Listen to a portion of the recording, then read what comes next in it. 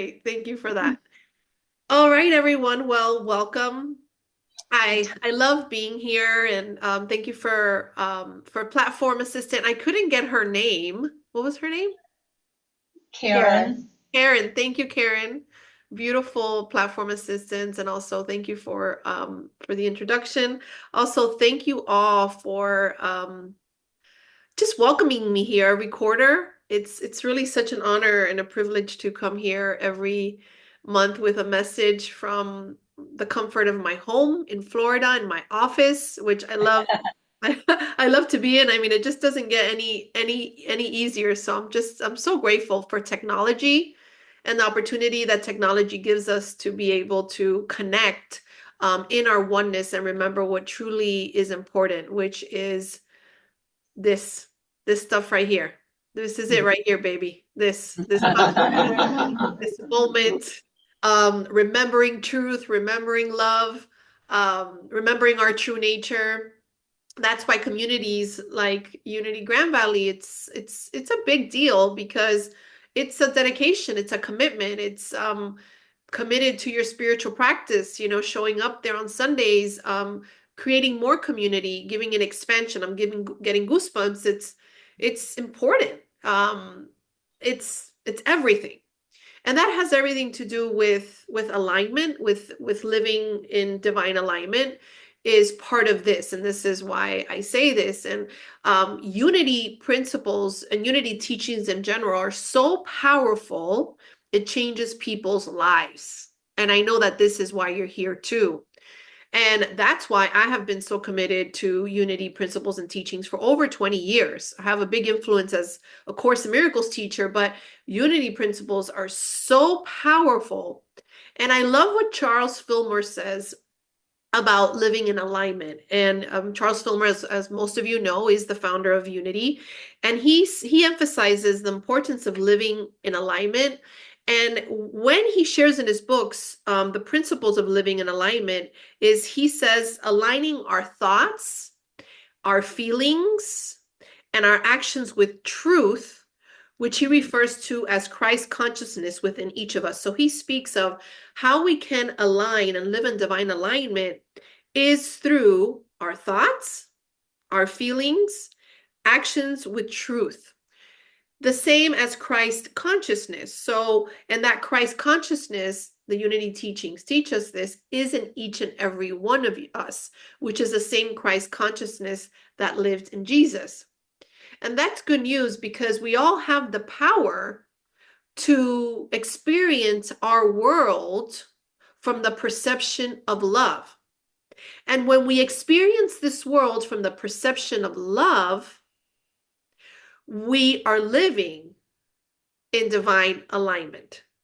Okay, I'm done.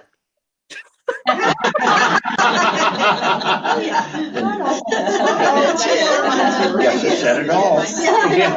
Okay, just kidding. So it's a joke, but it's true. It's like, how do we live in divine alignment is to change our perception from fear to love. It's really our dedication to living in that love. And of course, I'm going to dive deep into that today is how can we live in divine alignment? How can I break it down in a way that's very simple and very practical? And you will come out of there today as a community being able to apply this in your life.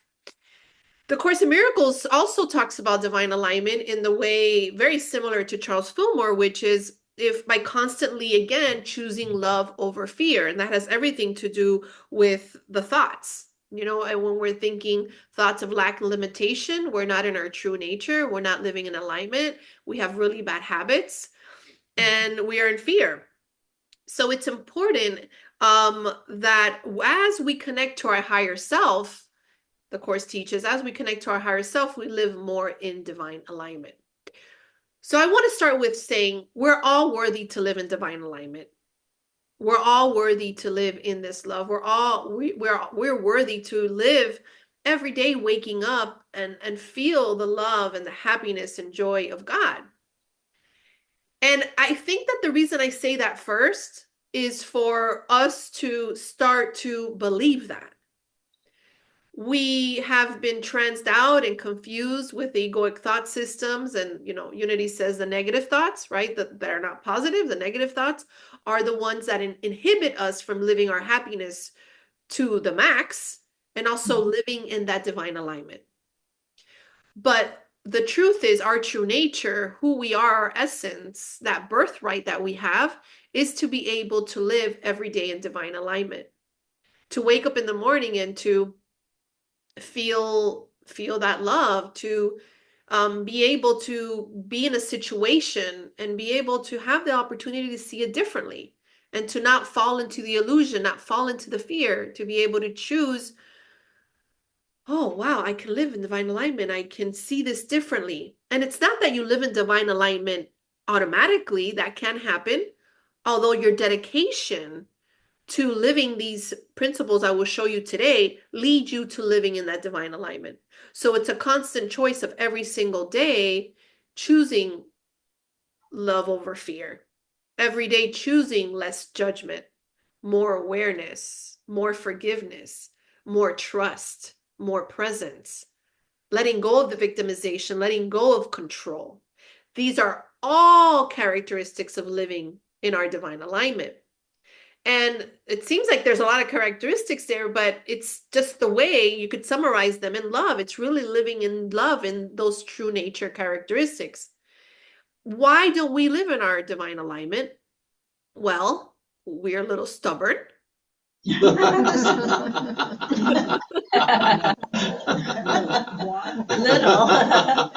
I love it. I like your honesty. It's just this, and what it is really is the separation we feel, the specialness we feel as egos, as we feel sometimes just that separation, and we think that we can do it better than God. And because of being in this body and believing that we're just a body, we get caught into the trap of the negative thinking. We get caught into the trap of that this is all that is, and this is very real. This situation is very real. The body's very real. My thoughts are very real. So that's the trick, is that we play these tricks on us, on ourselves every single day when we choose those bad habits, choose those thoughts, to choose those, think that those thoughts are real. So that's what keeps us in living that divine alignment. What also keeps us aside, that we're stubborn, it's that we're stubborn because, again, we want to replace God. We think we can do it better. Not you guys. You don't control or manipulate or anything like that. But I'm talking to those that do. Okay, so it's important to start to let God be God. It's time to really let go of the reign of that, of holding on to things, to begin to loosen it. And that is what's hard. That's where we're stubborn. We don't completely trust, and we don't completely let in the love of our Father for many reasons. We're scared. We think we know better. We want the outcome to be a certain way. And in comes a loveless mind, and we get lost like little children, pretending that this nightmare is real, and it's not. And that's the good news. So we begin to live more in divine alignment when we get honest about that. So today, I just want you to get really honest about your stubbornness, or that place you still don't want to forgive, or that thing that you still want to control, that thing you still want to manipulate. Where are you still holding on to? What are you not eliminating in your life? You're still holding on to because you want to be right, or because you want to feel safe. The truth is, you are already safe in God. You're safe right here. Woman sitting on chair, a man sitting on chair. That's it. That's all we got. Everything else is a story.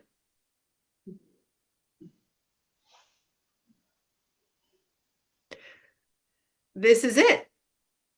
So when you begin to start to wake up with that awareness and you see that you're in the way of your alignment in life, then you could do something about it. But if you're caught in the dream and you really believe this is real and you're a victim, then it's really hard for that alignment to exist within your life. It's there, but for it to be self-actualized in your life because it's contradictory. You can't have fear and fear together or love and fear together, right? You need to come to a point where you say, okay, that's it, no more. So where is that in your life this morning? I want you to think about that. It's like, where in my life can I say, okay, no more? Could it be something that happened 20 years ago? Could it be something that happened last week? Could it be a thought about yourself? Whatever that is, I want you to start to get very real about it. And that's one of the biggest things to living in divine alignment is having that awareness. That's why I'm bringing it up early on. It's like, that's the first step is awareness of not only how you are sabotaging yourself, but also aware of your life, aware of your environment, aware of your thoughts, aware of your feelings. As it says here, I wrote it this morning. It says, Charles Fillmore emphasizes the importance of living in alignment with divine principles. He speaks of aligning our thoughts, feelings, and actions with truth, which he refers to Christ consciousness. He teaches that divine alignment comes from the realization that we are co-creators with God and that by aligning our mind with divine ideas, we can manifest harmony, abundance, and health in our lives. He reminds us that true power lies in understanding our oneness with God, with our Father, Mother God, and allowing that inner light to guide us. We are the light. We are that light. We as we continue to start to connect and have that awareness that we're all one, the awareness that we are co-creators with God, that we're not alone, we start to live our power. And we become aware. Love is awareness. It's, wait a second, that triggered me, or that statement made me feel abandoned. Oh my God, I want to react here. Oh my God, I want to be right. How are you being in your daily life and be aware of it? You went to the doctor's appointment. He had some news for you. Are you aware? Are you aware of how you're getting into the fear? That is your superpower. You get to choose how you're going to experience that moment. That is such a gift.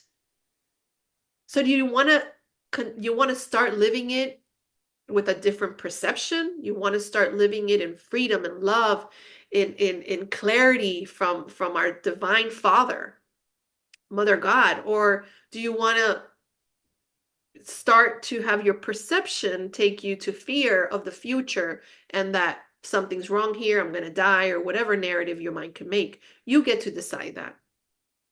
So you want to start to cultivate that inner awareness, your inner awareness of that oneness, your inner awareness of life, your consciousness, how you're being, how you're acting.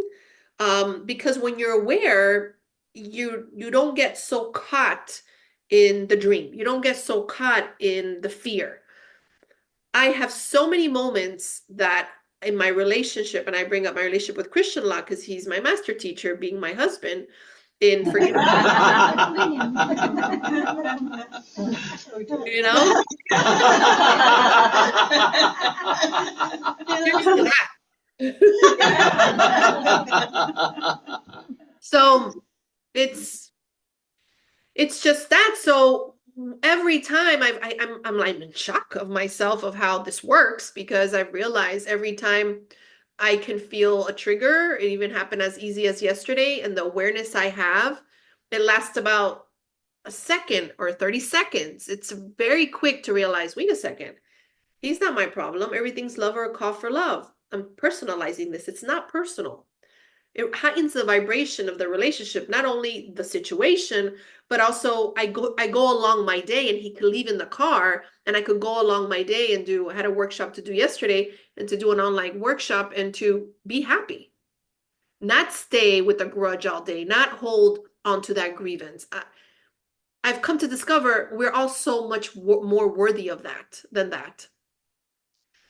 And as we begin to become more aware of the news that we get, of the things that we see on TV, of the awareness of the people around you and how you're thinking, how you're acting, which is, again, it says it here, Charles Fulmer says it. It says our thoughts, our feelings, our actions with truth, which refers to Christ consciousness. So the way that we have Christ consciousness is to start to see those thoughts, those feelings, become very aware of it, because then you get to catch yourself more. And then in that space, within that, you also, something else that helps is to release judgment, is to start to release, letting go of those limiting thoughts and judgments that come from the ego mind, which keeps us from fully aligning with our divine nature.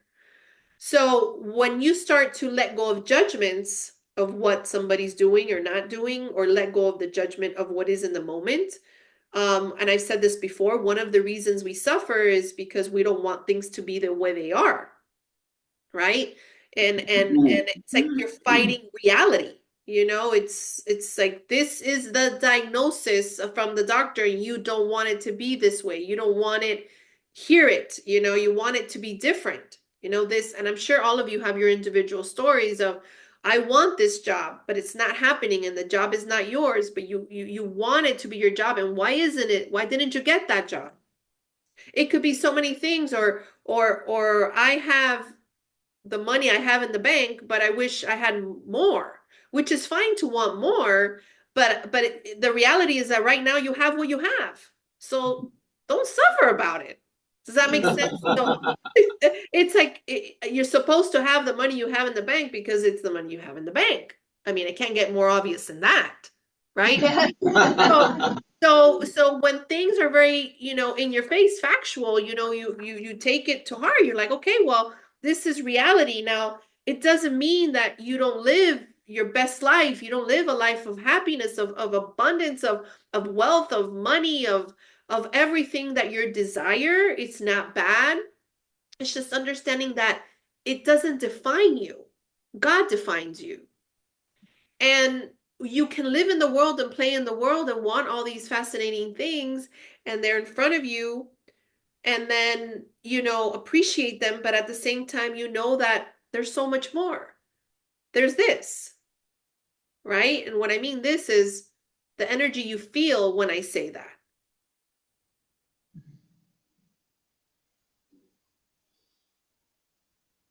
This so much more than physical. It's love. It's unconditional love. It's our true nature. It's what truly matters. So when you get your head straight of everything is the way it is, you live in your divine alignment, you get your cuckoo head clear, right? That talks a lot of caca. We've gone over this many times throughout the Jesus, right? You get that mind clear, and then you work from there.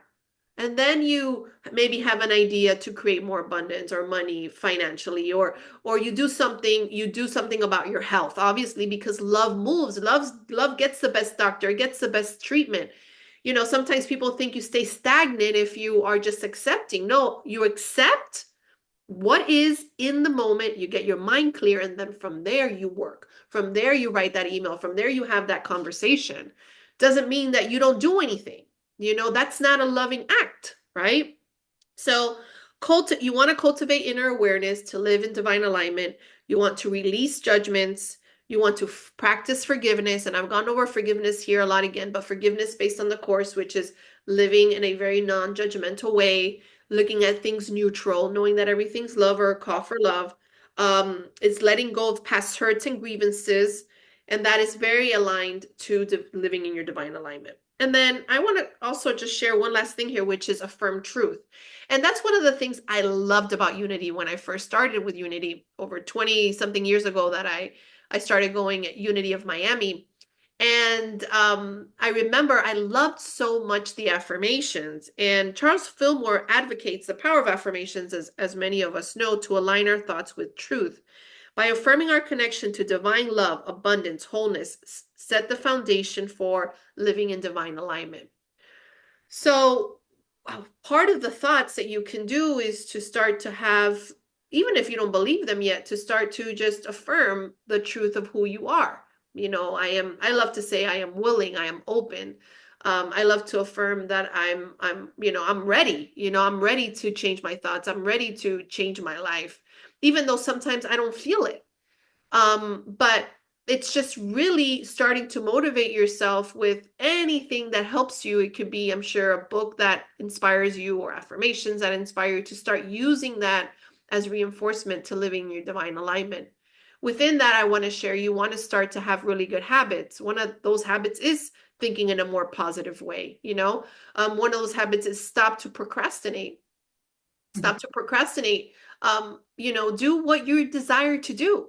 you know i i it's like, as you do more kind habits and you meditate and you follow through with reading that book you want to read, or follow through with that meeting you want to have, or follow through with that forgiveness you want to have with that person, follow through with working out, whatever it is you have in your mind that you're not in the habit of love. You're in the habit of sabotage. You're not doing what you love to do. What you want to continuously do is to start to just acknowledge yourself again. Go back to that awareness. I'm not doing what I want to do, and then I complain about it, right? So we don't do it, and then on top of it, we complain, or we put guilt on the guilt. So for me, it's very important to every day begin to have better habits. What are better habits? Aligned to in divine alignment. Better habits in general are meditation. That's a great habit. Eating in a way that's aligned to you, that feels good for you, that's healthy for you and your body, your mind, your spirit. Exercise. It's a great habit to have for living in your divine alignment, because you're more clear, your vessel is active, it's healthy. And also the habit of awareness that we talked about, being very aware, choosing love over fear. The habit of saying no to that critical mind. When you get that bad news, when the caca hits a fan, you shit hits a fan. I meant to say, I said caca, but shit, same thing, hits a fan. You want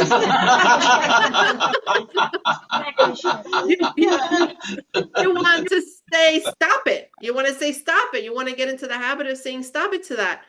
And the more that you live in your good habits, I call them the spiritual habits, the true centered spiritual habits, you begin to live in divine alignment. And those habits are choosing forgiveness every day and all the other ones I've just mentioned, because that is how you are going to live more in your true nature. And again, in closing, you are so worthy of that. You are so incredibly worthy of that.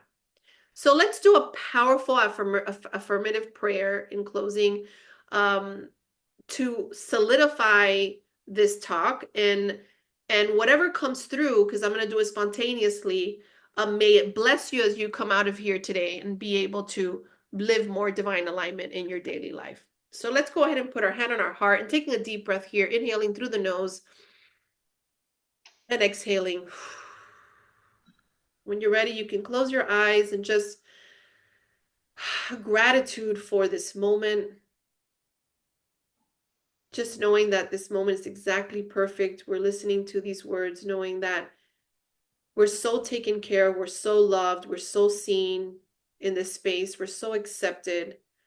And I just want you to be aware now that nothing exists right now but this. So you can go ahead and let go of anything that might be on your mind and just accept this moment.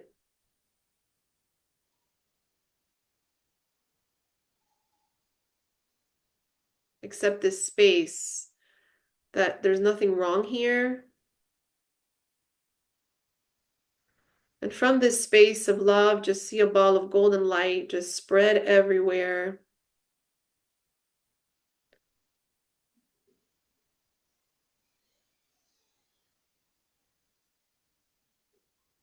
And now in that self-actualization, in that light, we just pray, dear God, thank you for living in divine alignment.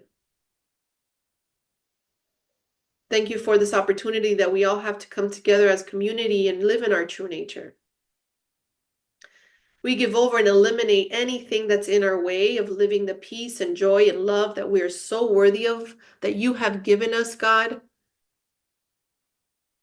We're ready to accept all of you, to allow you in our hearts without reservation. And we trust. We know, Father, that somehow we are connected here on planet Earth and we've never left the mind of Christ. We know that your memory, God, is in our hearts. And we remember it not only now for ourselves, but for everyone. We give over now with the willingness to live more in our truth and have better habits, to forgive, even if we don't want to cultivate inner awareness.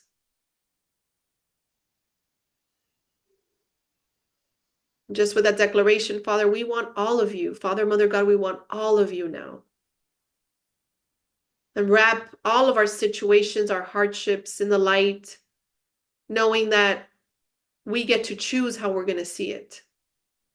And right now, we all declare together, we choose to see it in love.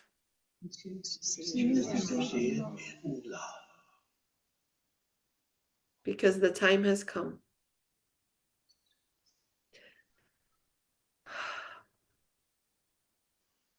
Just feel that warmth and that love of God in your heart. And know that today you get to remember. You get to remember that living in divine alignment is your divine light and your divine right as well. And so it is. Amen. And so it is. You may open your eyes when you're ready. Thank you, everyone, for being willing and being in this community. As I said earlier, it's an honor and it's a privilege. It's really an honor and a privilege.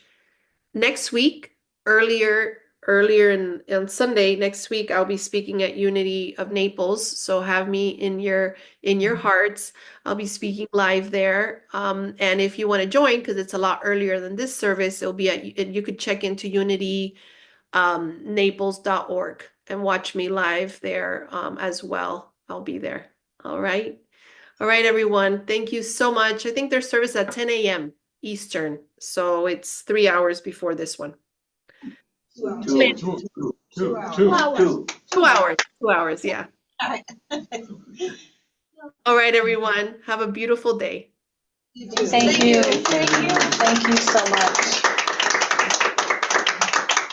Thank you, Maria, for your guidance and your program today and the guidelines. No more caca. No